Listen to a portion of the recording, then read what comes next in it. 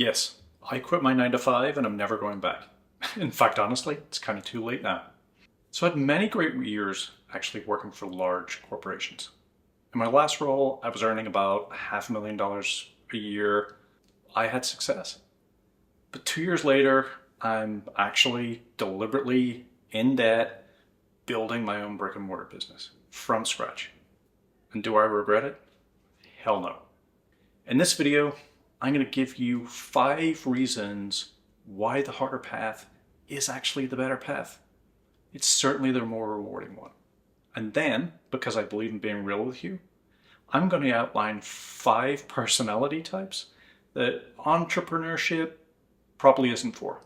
So this isn't a hype video, this is an honest one. And stick around for those personality types. It's probably the most important part for a lot of you. Honestly, you may see yourself in some of them. So let's get into it. Reason number 1 why the harder path is the better path: the challenge. So corporate life optimizes for comfort and predictability, right? It can be insanely boring sometimes. Entrepreneurship optimizes for growth. The daily problem solving, the setbacks, the wins you actually earned. This is what makes you feel alive. You stop watching the clock and you start running out of hours because you care about what you're doing. So on a personal note, the hardest days of building my business were more fulfilling than the easiest days I spent sitting in the office.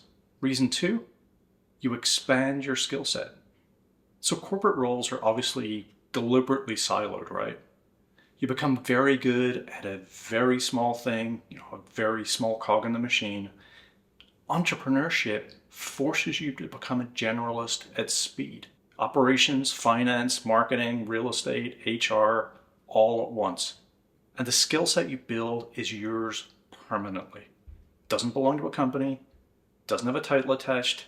Now the real learning curve is steep and uncomfortable, but that's exactly the point. Reason 3, you become resilient. Now, resilience isn't built in comfort, is it? It's built through repeated exposure to difficulty and then recovery. Every vendor who lets you down, every cost overrun, every delayed opening makes you as a person harder to rattle. The version of you that comes out the other side of a real business build is fundamentally different from the one that went in. Now, reason number 4, you expand your network. Corporate networks are largely internal, depending on the role.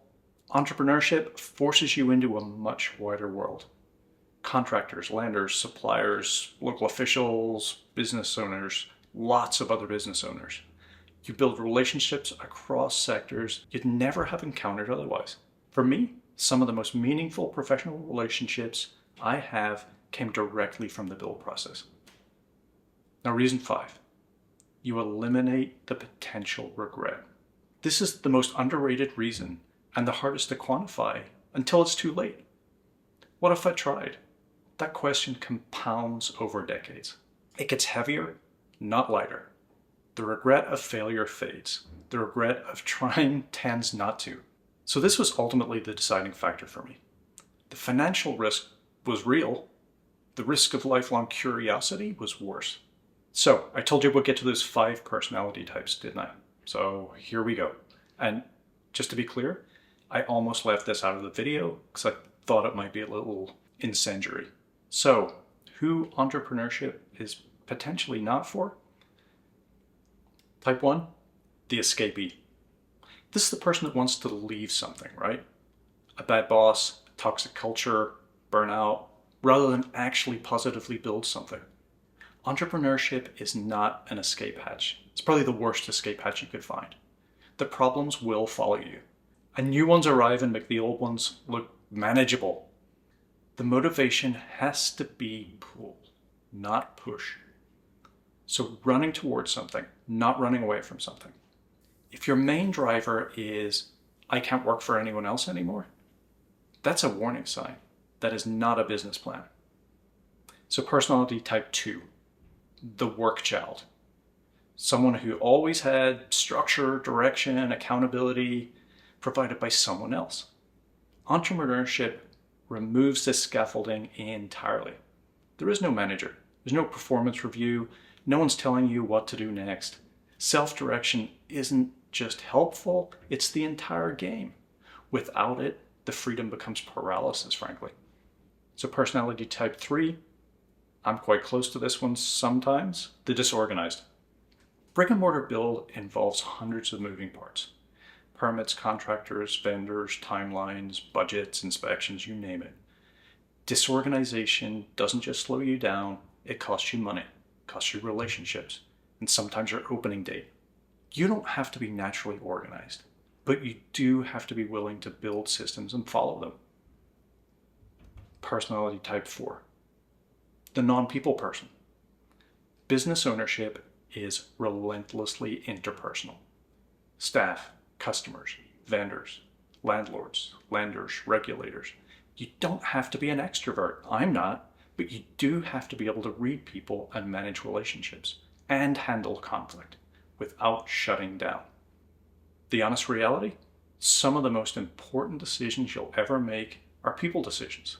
Hiring, firing, negotiating, choosing partners. If people drain you, this will exhaust you.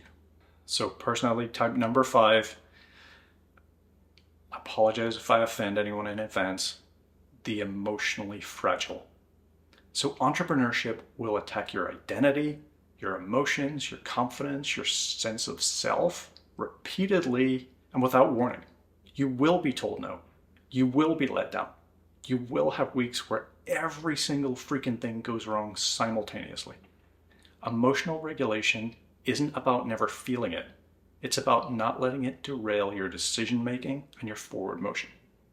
Now, let's be clear. This is not about toughness as a personality trait. It's about the willingness to do the inner work, whatever that is, so that the emotional weight doesn't become the business's weight too. The mental load of $1 million build is something most people are never warned about. Knowing it's coming is half the battle. So here's my honest take. If your goal ultimately requires the harder path, the build, the risk, the debt, the uncertainty, and you can see yourself on the right side of that personality list, then the only question is whether you're willing to do the work to get there. I'm not going to tell you it's worth it. You have to decide that for yourself. But I will tell you it was worth it for me, and I walked away from a lot to find out. So which of the 5 personality traits do you maybe see yourself in? Even a little bit? Be honest, put it in the comments, no judgment whatsoever. As I say, I'm kind of hovering on the spectrum on 2 of these. So like this if it gave you something to think about, not just something to feel good about. And subscribe for more honest takes on what building a real business from scratch actually looks like. See you in the next one.